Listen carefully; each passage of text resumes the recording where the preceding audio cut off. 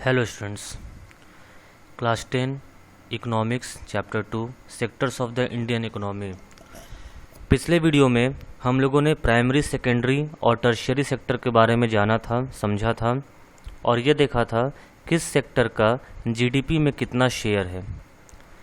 इस टॉपिक में हम लोग उसके आगे शुरू करते हैं। हमारा टॉपिक है where are the most of the people employed, यानी किस सेक्टर में कितने लोग एम्प्लॉयड हैं।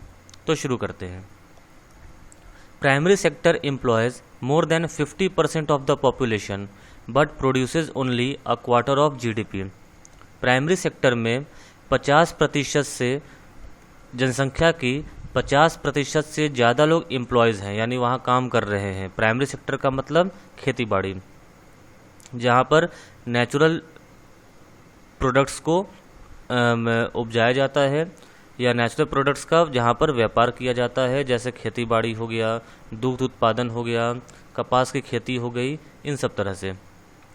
तो उसमें पूरे देश की जनसंख्या का मोर देन 50% जो पॉपुलेशन है वो एम्प्लॉय करता है, but produces only a quarter of GDP, लेकिन उसका पूरे देश के जीडीपी में योगदान सिर्फ 1/4 है। The secondary and the tertiary sector produce around 3/4 of the GDP, but employs less than half of the people.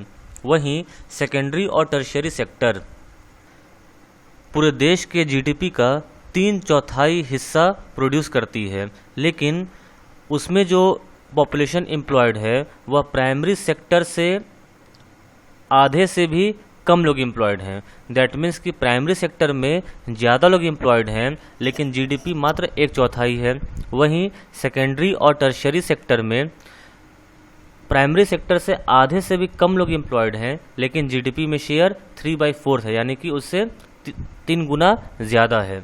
It means that there are more people employed in agriculture than needed और they are under employed. इसका मतलब ये है कि खेती बाड़ी में जितने लोगों की ज़रूरत है उससे कहीं ज़्यादा लोग एम्प्लॉयड हैं, या उन्हें हम लोग अंडर एम्प्लॉयमेंट भी कहते हैं, अंडर एम्प्लॉयड भी कहते हैं। अब ये जो आपका टर्म है अंडर एम्प्लॉयड या हिडन एम्प्लॉयमेंट या डिसग्विज्ड एम्प्लॉयमेंट, इसका मतलब क्या होता है, आइए समझते हैं। Disguised unemployment is that kind of unemployment where more than necessary number of people are engaged in a work activity.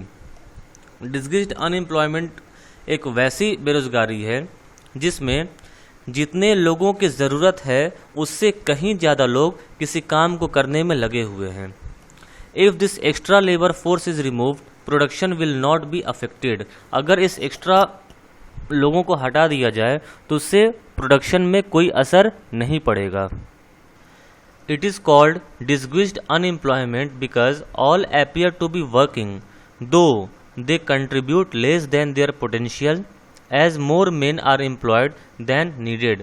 इसे ही हम लोग disguised unemployment कहते हैं या छुपी हुई बेरोजगारी कहते हैं, क्योंकि ऐसा दिखता तो है कि सभी काम कर रहे हैं, लेकिन उनके काम करने का कोई फ़ायदा नहीं होता, क्योंकि जितनी उनकी पोटेंशियल है उतना वो प्रोडक्टिव नहीं है, यानी मॉनेटरी टर्म में जितनी उनकी पोटेंशियल है उतना वो पैसा उससे नहीं कमा पाते हैं, यानी कि जितनी ज़रूरत है उससे कहीं ज़्यादा लोग वहाँ पर एम्प्लॉयड होते हैं।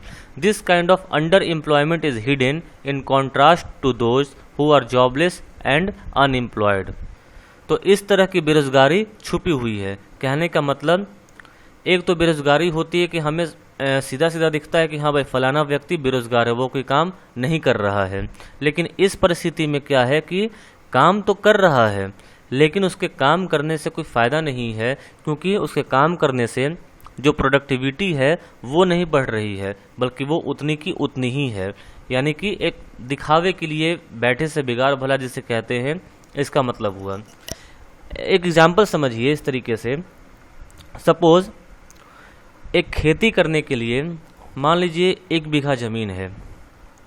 उस 1 बीघा ज़मीन में खेती करने के लिए सपोज़ 2 लोग एनफ हैं, और 2 लोग मिलकर उस 1 बीघा ज़मीन में अच्छे तरीके से खेती कर सकते हैं, उसकी अच्छी पैदावार हो सकती है, उनको अच्छा मुनाफा हो सकता है।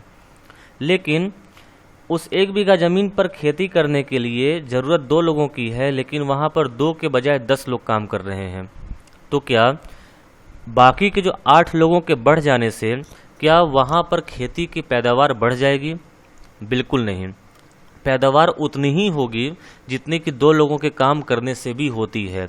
लेकिन जो बाकी के 8 लोग हैं वो वहाँ पर क्या कर रहे हैं, तो उन्हें हम लोग हिडन अनएम्प्लॉयमेंट और डिसग्विज्ड अनएम्प्लॉयमेंट या अंडर एम्प्लॉयड कहते हैं। कि दिखने में तो ऐसा लग रहा है कि बाकी के 8 लोग काम कर रहे हैं, लेकिन उनके काम नहीं करने से प्रोडक्शन में कोई अंतर नहीं पड़ने वाला। प्रोडक्शन 2 लोगों के काम करने पर भी उतनी ही होगी और 10 लोगों के काम करने पर भी उतनी ही होगी। तो इसी प्रोसेस को हम लोग डिसग्विज्ड अनएम्प्लॉयमेंट कहते हैं। Because all appear to be working, सभी दिखता तो है कि काम कर रहे हैं, दो they contribute less than their potential, लेकिन जितनी उनकी सामर्थ्यता है उससे भी कम कंट्रीब्यूट करते हैं, क्योंकि करने के लिए है ही नहीं काम। As more men are employed than needed, क्योंकि ज़रूरत से ज़्यादा लोग वहाँ पर एम्प्लॉयड हैं। Example, agriculture sector employs more than 50% people, खेती बाड़ी में 50% से भी ज़्यादा लोग जुड़े हुए हैं पूरे देश की जनसंख्या के। But contributes the list to the GDP, लेकिन पूरे देश के जीडीपी में उनका कंट्रीब्यूशन बहुत कम है।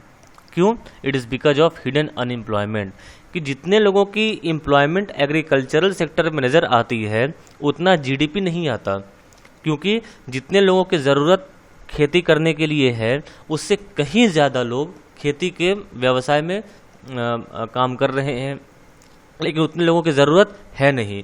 इसलिए बाकी जो भी एक्स्ट्रा लोग हैं वो बस एक काम करने का एक दिखावा हो रहा है, उनके काम करने या नहीं करने से कोई अंतर नहीं पड़ने वाला।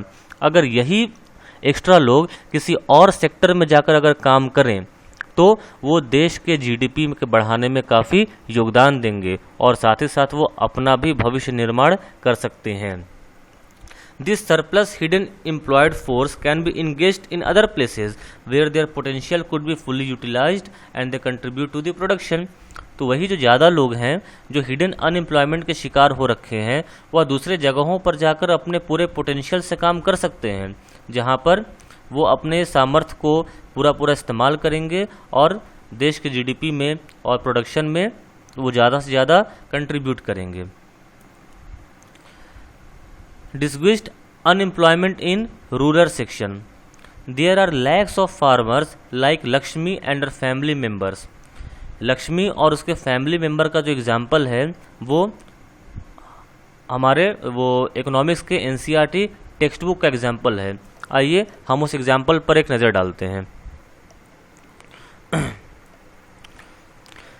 For instance, take the case of small farmer Lakshmi owning about 2 hectares of unirrigated land dependent only on rain and growing crops like jowar and arhar. Example के तौर पर हम एक छोटी सी किसान लक्ष्मी का एग्जाम्पल लेते हैं, उदाहरण लेते हैं, जिसने 2 हेक्टेयर की ज़मीन खरीदी है और वो भूमि ऐसी है कि उस पर सिंचाई करने के लिए, इरिगेशन करने के लिए सिर्फ रेन पर ही निर्भर होना पड़ता है, जैसे कि ज्वार और वो ज्वार और अरहर जैसे क्रॉप्स को ही वहाँ पर उगाती है। All 5 members of her family work in the plot through out the year. उसके फैमिली मेंबर के जो 5 मेंबर हैं वह पूरे साल उसी 2 हेक्टेयर ज़मीन पर काम करते हैं। वाई? क्यों? They have nowhere else to go for work, क्योंकि उनके पास और भी काम करने के लिए कोई काम नहीं है, कोई जगह नहीं है। You will see that every one is working, none remains idle, but in actual fact their labor effort gets divided। तो यहाँ पर हम लोग देखते हैं कि काम तो 5 के 5 कर रहे हैं, खाली कोई नहीं बैठा हुआ है, लेकिन एक्चुअल में उनका जो लेबर एफर्ट है वो बटा हुआ है। लेबर एफर्ट बटा होने का मतलब each one is doing same work, सभी एक ही काम कर रहे हैं। कोई खेत कोड़ रहा है तो कोई तो 5 खेत ही कोड़ रहे हैं, सिंचाई होना है तो 5 सिंचाई ही कर रहे हैं, बीज बोना है तो 5 मिलकर बीज ही बो रहे हैं। लेकिन एक ही आदमी 2 हेक्टेयर ज़मीन पर काम करने के लिए सफिशिएंट है, लेकिन बाकी के 4 लोग उसमें फालतू के लगे हुए हैं, क्योंकि उन 4 के पास काम करने के लिए कोई और जगह नहीं है। This is the situation of under employment, और यही अंडर एम्प्लॉयमेंट की परिस्थिति है। Where people are apparently working but all of them are made to work less than their potential, जहाँ पर सभी लोग काम करते दिख तो रहे हैं लेकिन सभी अपने पोटेंशियल के मुताबिक कम काम कर रहे हैं। मतलब कि अगर एक आदमी के पोटेंशियल 8 घंटे काम करने की है और उस काम को अगर 5 लोग मिल के कर रहे हैं तो जाहिर सी बात है एक आदमी 1.5 घंटे का ही काम करेगा, यानी कि बाकी के 6.5 घंटे वो कुछ नहीं करेगा, जो कि उसके पास पोटेंशियल है करने की, लेकिन आदमी ज़्यादा होने की वजह से, लोग ज़्यादा होने की वजह से वह पूरे के पूरे 8 घंटे का समय काम करने के लिए नहीं दे रहा है, मात्र 1.5 घंटे का ही समय दे रहा है, क्योंकि उस 8 घंटे का काम 5 लोगों में बटा हुआ है। This kind of underemployment is hidden in contrast to someone who does not have a job and is clearly visible as unemployed। और इसी तरह के एम्प्लॉयमेंट को अंडर एम्प्लॉयमेंट कहा जाता है, जो कि छुपा हुआ है। यानी एक हमें दिखता है कि कोई इंसान बेरोजगार बैठा हुआ है, कोई काम नहीं कर रहा, लेकिन यहाँ पर ये इंसान काम कर रहा है अंडर एम्प्लॉयमेंट में, हालांकि उसके भी काम करने से कोई अंतर नहीं है। तो जो बेरोजगार, जो खाली बैठा हुआ है जो इंसान, और ये इंसान फालतू के में कि ज़रूरत से ज़्यादा इंसान जो कि किसी खेत पर काम कर रहे हैं, दोनों बराबर हैं, दोनों बेरोजगार हैं। बस फ़र्क इतना है कि एक दिख रहा है कि बेरोजगार है, लेकिन एक दिख तो नहीं रहा, वो काम करता दिख रहा है, लेकिन उसके काम करने का कोई फ़ायदा नहीं है, वो करे या ना करे उससे कोई फ़र्क नहीं पड़ता है। Hence it is also called disguised unemployment, इसलिए इसे disguised unemployment कहा जाता है। Now, supposing a landlord, Sukhram, comes and hires 1 or 2 members of the family to work on his land। अब एक मान लेते हैं कि एक लैंडलॉर्ड है, यानी कि एक ज़मीन का मालिक है, एक ज़मींदार है, सुखराम नाम का। वह आता है और लक्ष्मी के परिवार में से 2 लोगों को हायर कर लेता है अपने ज़मीन पर काम करने के लिए। Lakshmi's family is now able to earn some extra income through wages. अब क्या होगा कि लक्ष्मी के खेतों में जो 2 हेक्टेयर की जो खेत थी उस पर 5 लोग काम कर रहे हैं, तो 5 के काम करने से पैदावार उतनी हो रही है। अब सुखराम नाम का एक ज़मींदार आता है और उन 5 में से 2 लोगों को अपने ज़मीन पर काम करने के लिए ले जाता है। तो अब लक्ष्मी पर के खेत में काम करने के लिए बचे कितने? सिर्फ 3 लोग। तो क्या 2 लोग के हटने से उसके खेती के काम में कोई अंतर आया? बिल्कुल नहीं, अभी भी पैदावार उतनी ही हो रही है जितने 5 लोगों के काम करने से हो रही थी। लेकिन सुखराम ने जिन 2 लोगों को अपने खेतों पर काम करने के लिए ले गया, उसको वो पैसे भी देगा वेजेस के तौर पर। तो यानी कि अब लक्ष्मी के फैमिली में अब एक्स्ट्रा इनकम होने लगी, यानी 2 लोगों के हटने से लक्ष्मी के खेत के पैदावार में तो अंतर नहीं पड़ा, लेकिन वो 2 लोग जो सुखराम के खेतों में काम कर रहे हैं और वहाँ पर काम करने के एवज में जो उनको पैसा मिल रहा है, अब वो उनकी एक्स्ट्रा इनकम होने लगी। Since you do not need 5 people to look after that small plot, 2 people moving out does not affect production on their farm। वही बात कि चूँकि 5 लोगों की ज़रूरत है नहीं उस छोटे से प्लॉट पर काम करने के लिए और 2 लोग वहाँ से हट गए, तो उससे उसके प्रोडक्शन में कोई अंतर नहीं पड़ा। In the above example 2 people may move to work in a factory। अब एग्जाम्पल लेते हैं कि 2 लोग तो सुखराम के पास चले गए और अब बचे 3 लोग। उस 3 में से भी 2 लोग किसी फैक्ट्री में काम करने के लिए चले गए, तो अब कितने बचे? बस 1 लोग उस स्मॉल प्लॉट पे काम करने के लिए। तो क्या 4 लोगों के हटने से उस ज़मीन के पैदावार में, प्रोडक्शन में कोई अंतर आया? बिल्कुल नहीं, क्योंकि 5 में से ज़रूरत तो बस 1 ही लोगों की थी, लेकिन बाकी 4 जो कि बेकार बैठे हुए थे, तो बैठे से बेकार भला वो उस पर काम कर रहे थे। लेकिन जब 2 लोग को सुखराम ले गया काम करने के लिए, 2 लोग जब फैक्ट्री में चले गए, अब बचा 1 इंसान। 1 इंसान से भी काम करने पर पैदावार उतनी ही हो रही है, लेकिन अब वो 4 अलग अलग जगहों पर काम कर रहे हैं, तो उनको जो पैसे मिल रहे हैं वो उनके परिवार के लिए एक्स्ट्रा इनकम का काम कर रहा है। Once again the earning of the family would increase, यानी अर्निंग बढ़ गई उसकी, and they would also continue to produce as much from their land, यानी कि उनके ज़मीन की पैदावार उतनी की उतनी ही रही, उसमें कोई गिरावट नहीं आई। लेकिन उन 4 के अलग अलग जगहों पर काम करने से उनके फैमिली का इनकम बढ़ा। जब फैमिली का इनकम बढ़ेगा तो जाहिर सी बात है कि उनका लिविंग स्टेटस बढ़ेगा। जब लिविंग स्टेटस बढ़ाना होगा तो जाहिर सी बात है कि उन्हें कोई और सामान अपने मार्केट से घर के लिए खरीदेंगे। जब सामान खरीदेंगे तो देश का जो जीडीपी है वो खुद ब खुद बढ़ना शुरू हो जाएगा।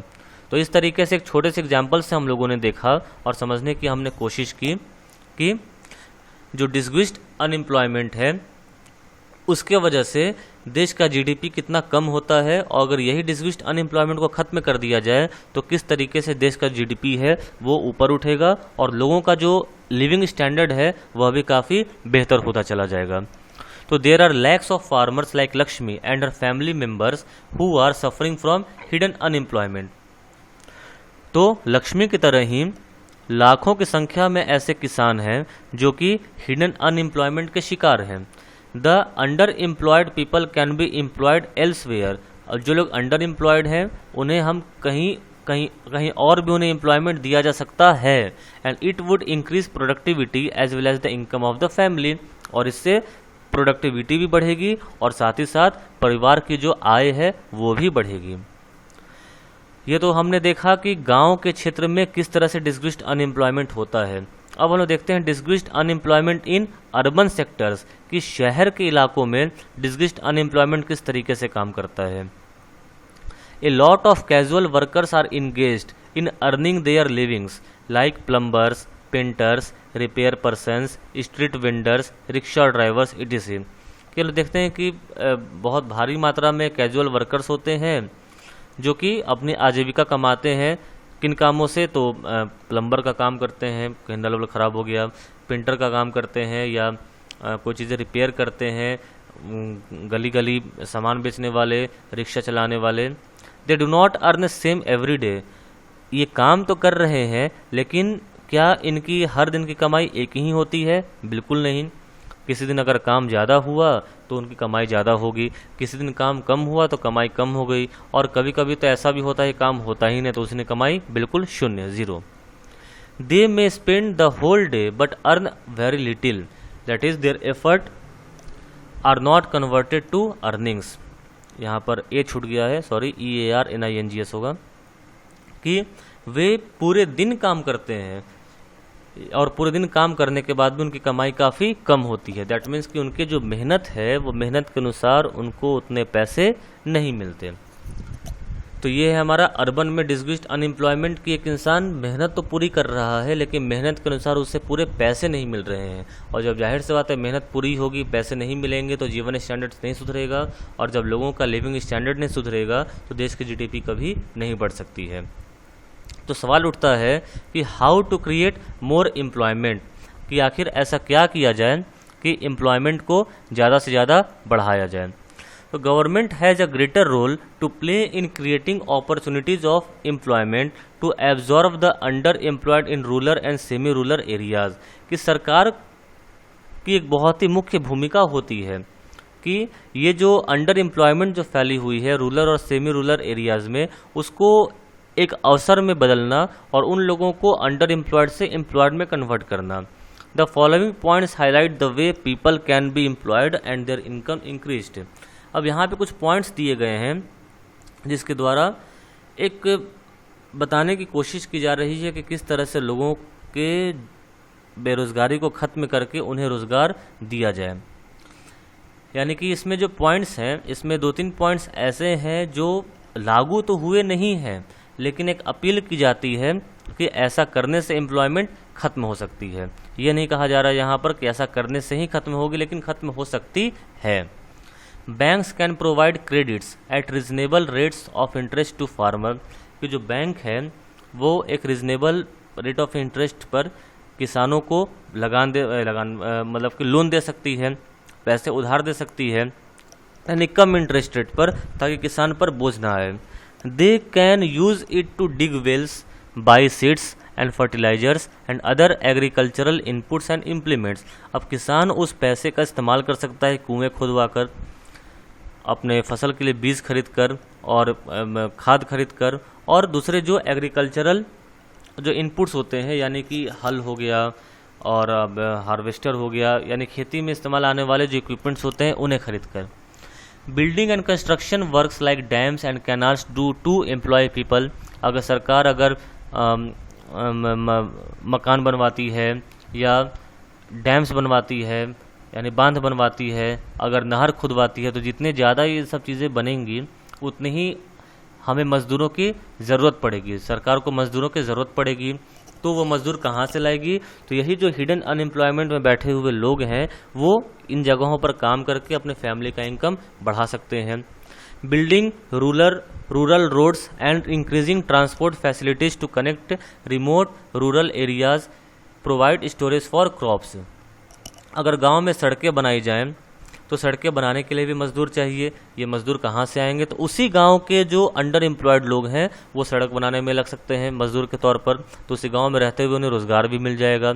इंक्रीजिंग ट्रांसपोर्ट फैसिलिटीज़, अगर यातायात के साधन को बढ़ा दिया जाए, यातायात को साधन को बढ़ाने का मतलब कि ज़्यादा से ज़्यादा मात्रा में सरकार गाड़ी खरीद ले और उसे रेंट के तौर पर ही चलाने के लिए दे दे। जो चलाने के लिए इंसान चाहिए, यानी एक चलाने वाले ड्राइवर चाहिए और एक खलासी चाहिए, तो कम से कम एक ट्रक में या एक ट्रैक्टर में 2 लोग की ज़रूरत पड़ेगी। तो वो 2 लोग कहाँ से आएंगे? तो जो अंडर एम्प्लॉयमेंट जो लोग बैठे हुए हैं उसी गांव के लोग वहाँ पर काम में लग जाएंगे। तो इस तरीके से गांव से शहर तक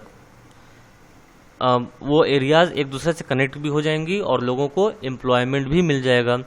प्रोवाइड स्टोरेज फॉर क्रॉप्स, और जब गांव से शहर तक का जब कनेक्टिविटी हो जाएगा तो शहरों में आकर जो गोदाम बने हुए हैं अनाज किसान गांव में उगाएगा और उसी ट्रांसपोर्ट फैसिलिटी से शहर ले जाकर उसे या तो बेच आएगा या गोदाम में रखाएगा। तो हर तरह के काम हो सकते हैं। Local industries can be promoted in rural and semi rural areas. जो लोकल इंडस्ट्री है, लोकल इंडस्ट्री का मतलब छोटे मोटे इंडस्ट्री जैसे दाल पीसने वाले काम होते हैं, मध बनाने वाले जो इंडस्ट्री होते हैं, और फिर पोटैटो यानी कि सब्जियों को काटने छाटने वाली जो छोटे मोटे जो मशीनें होती हैं, जो इंडस्ट्रीज़ होती हैं, वो गांव में भी लग सकती हैं। तो जब गांव में जब मशीनें लगेंगी, जब ये फैक्ट्रीज लगेंगी, तो उन फैक्ट्री में काम करने के लिए लोग चाहिए, मजदूर चाहिए। वो कहाँ से आएंगे? तो उसी गांव के अंडर एम्प्लॉयमेंट के जो लोग हैं वो वहाँ जाकर काम कर सकते हैं। तो local industries can be promoted in rural and semi rural areas. Dal mills, honey collection centre in forest area, vegetable processing industry for potatoes, rice and fruits etcetera. यानी इन चीज़ों से एम्प्लॉयमेंट बढ़ाई जा सकती है। If more children want to study then more buildings teachers would be required. अगर ज़्यादा बच्चे पढ़ना चाहेंगे तो बच्चों को पढ़ाने के लिए जाहिर सी बात है स्कूल चाहिए। तो स्कूल को पहले बनाना होगा, तो कंस्ट्रक्शन में मजदूर चाहिए। मजदूर कहाँ से आएंगे? गाँव के अंडर एम्प्लॉयमेंट लोग आ जाएंगे। Teachers would be required. अगर स्कूल ज़्यादा बनेगा तो ज़्यादा शिक्षकों की भी ज़रूरत पड़ेगी। तो जो पढ़े लिखे जो बेरोज़गार बैठे हुए हैं वो वहाँ पर जाकर शिक्षा का काम कर सकते हैं। तो गांव की भी बेरोज़गारी दूर हुई और शहरों की भी बेरोज़गारी दूर होगी। The planning commission now replaced by NITI Aayog, यानी पहले जो प्लानिंग कमीशन था उसी का नाम अब नीति आयोग कर दिया गया है। Had estimated 20 lakh new job alone in education sector. तो उसकी एक प्लानिंग है कि हर साल 20 लाख एजुकेशन सेक्टर में जॉब अपॉर्चुनिटी दी जाए, यानी इतने लोगों को नौकरी हर साल दी जाए सिर्फ एजुकेशन सेक्टर में। Improving health facilities would require more doctor, nurses etc। अगर हेल्थ फैसिलिटी को इम्प्रूव किया जाए, हेल्थ फैसिलिटी को इम्प्रूव करने का मतलब कि अगर गांव-गांव जाकर अगर लोगों के अंदर जागरूकता फैलाने का ही काम किया जाए तो उसके लिए भी हर गांव में कम से कम 3-4 लोगों की ज़रूरत पड़ेगी। ऐसे कितने गांव हैं हमारे देश में?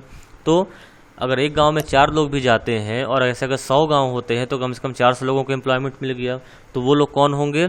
जो शहर में जो पढ़े लिखे लोग जो बेरोजगार बैठे हुए हैं वो गांव में जाकर जागरूकता फैला सकते हैं।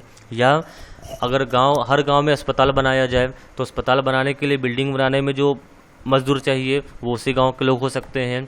फिर अस्पताल बनने के बाद डॉक्टर्स चाहिए, नर्सेस चाहिए, फिर वहाँ सफाई करने के लिए सफाई कर्मी चाहिए।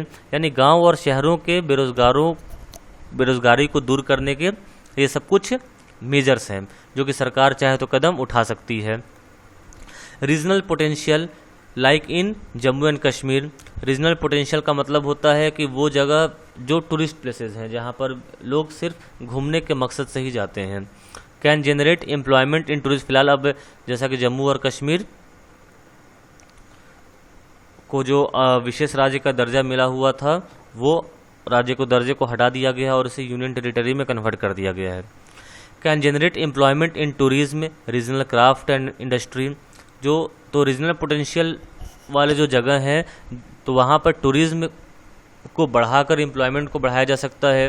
यानी कि ज़्यादा से ज़्यादा लोगों को प्रोमोट किया जाए वहाँ पर जाने के लिए। तो जब ज़्यादा से ज़्यादा लोग वहाँ पर जाएंगे तो जाहिर सी बात है कि जैसे स्टेशन पर कुली होते हैं या बाहर जो लोग खाली बैठे हुए हैं वो टैक्सी हायर कर सकते हैं। तो ज़्यादा लोग जाएंगे तो फिर ज़्यादा ट्रांसपोर्टेशन के लिए ज़रूरत पड़ेगी गाड़ियों की।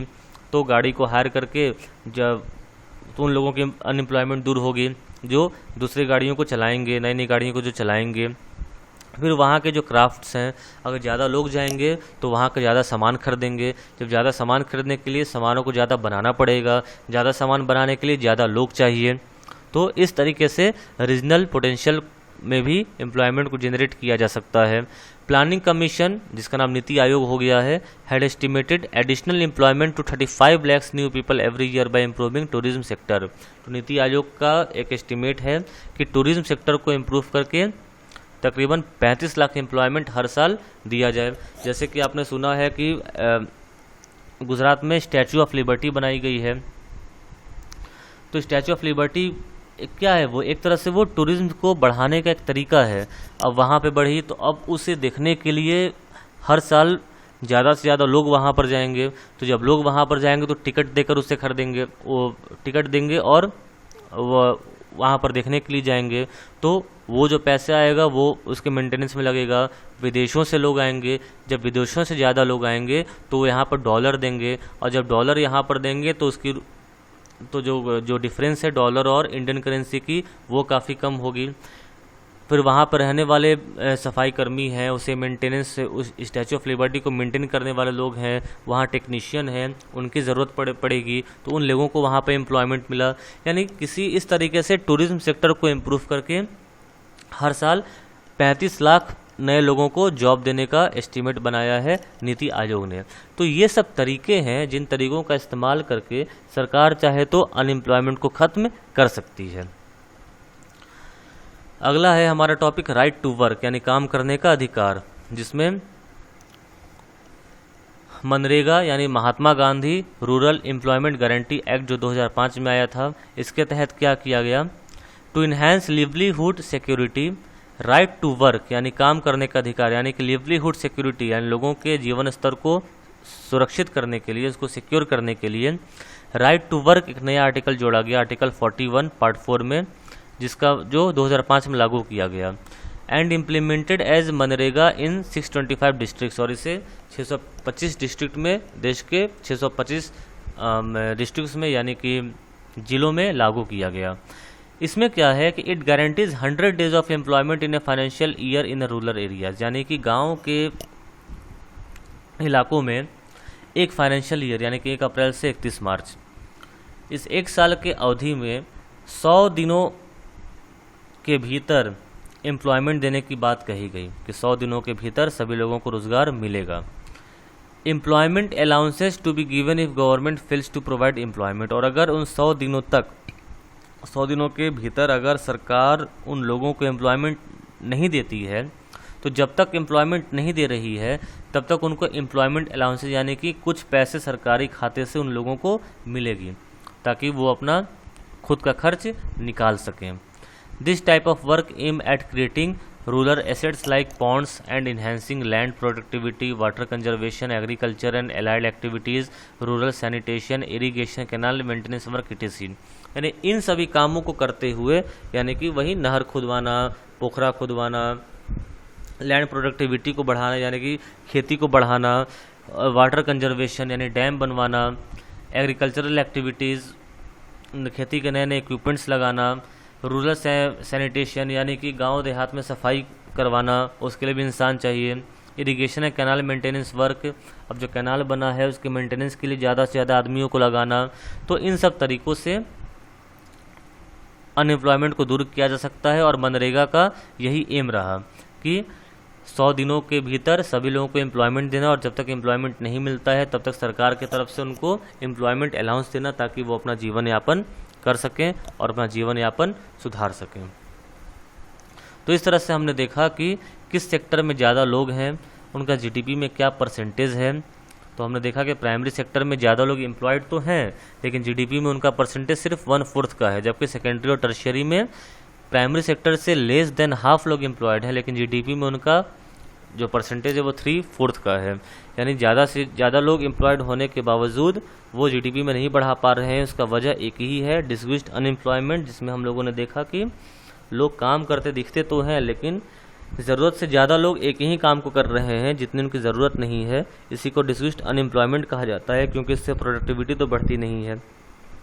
फिर हमने देखा कि सरकार को आखिर क्या करना चाहिए इस अनएम्प्लॉयमेंट को ख़त्म करने के लिए। तो हमने बहुत सारे मेजर्स देखे कि सरकार ये काम कर सकती है ताकि अनएम्प्लॉयमेंट को ख़त्म किया जा सके या डिस्क्रीट अनएम्प्लॉयमेंट को ख़त्म किया जा सके और सभी को वास्तविक रोज़गार मिल सके, ताकि वो अपने फैमिली के इनकम को भी बढ़ा सकें, अपने लिवलीहुड स्टैंडर्ड को भी बढ़ा सकें और एंड ऑफ द डे वो देश के GDP में भी अपना योगदान, अच्छा खासा योगदान दे सकें।